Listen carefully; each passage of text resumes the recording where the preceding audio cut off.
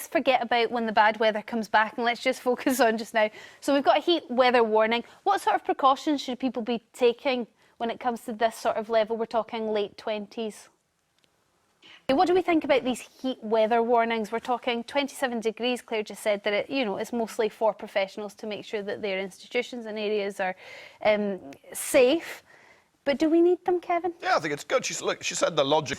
Warnings on an escalator telling me how that escalator might kill me. And now we're going to have front pages every single... A hat on to keep that sun out your face. Very smart.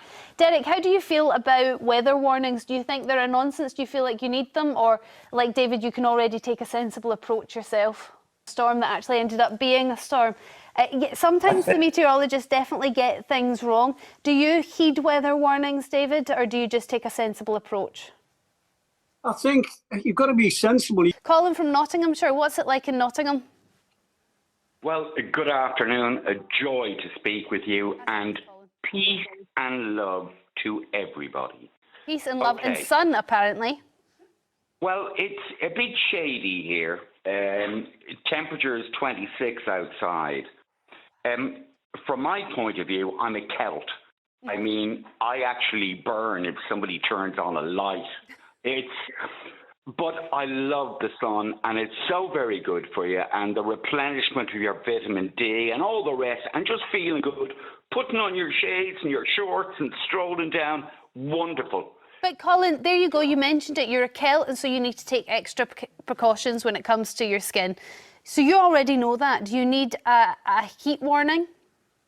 Yes, I'll tell you why. Go on. 3 days is 3 days. Look, skin cancer now. Oh. Well, and thank goodness for that. So do make sure if you're out and about to put some sun screen on.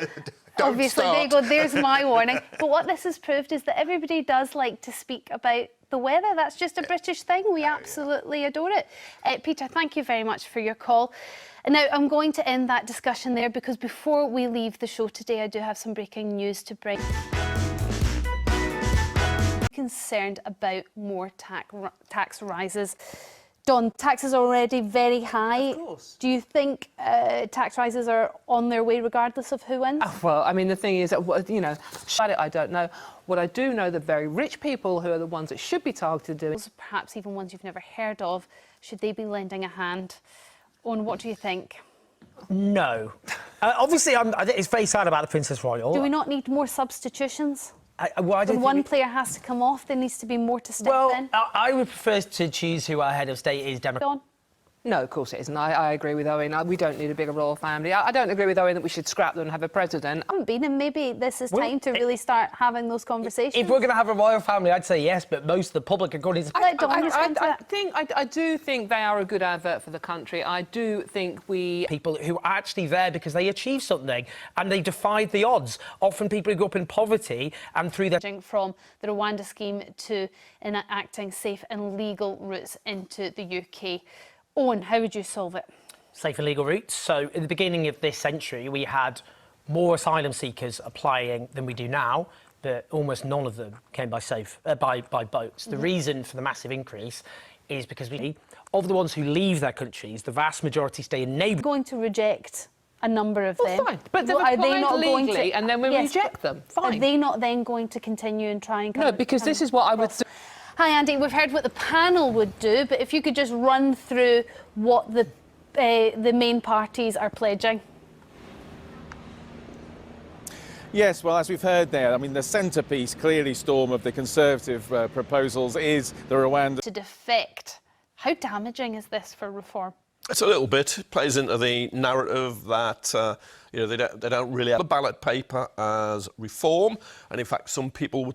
I tend to agree with what Nigel Farage has said, is that they're a party that is sort of attracting racists and misogynists. You find that in every party. We find in other parties. And remember, and you talk about reform being a startup. Remember, it was the Brexit problem. There was a problem. I'm not going to deny that. Don't you deny the problem. Everything's the same. We're trying to say, what is the degree? Potentially fair? There are no concerns. We'll have done it to some of the Tories who came over. They'll have been promised stuff. We won't. Staggering. To over £200,000 worth in debt. going to say this as somebody that left school without any qualification. Of time, you say you have employed people that should ask for their money back. Are we talking about the, in quotation marks, Mickey Mouse degrees?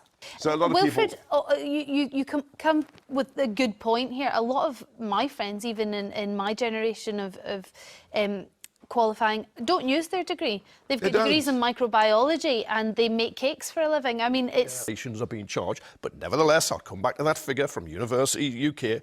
By the time you're 31, you are earning 37%, more than a third, equitable.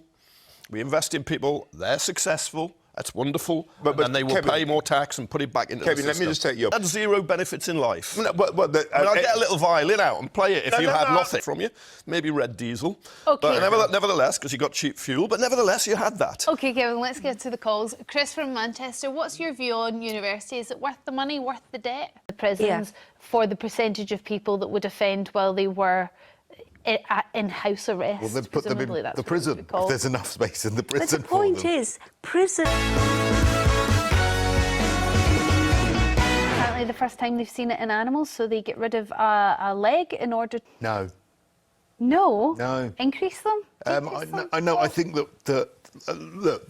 I don't understand the fuss, actually. I really don't understand the fuss. Day tomorrow, we're all going to the polls. We all in the form of a there are passport. other IDs. And I really think if you... What's the difference between giving someone an ID? Plenty more questions for you. Alan from Edinburgh, let's say Spain, for example.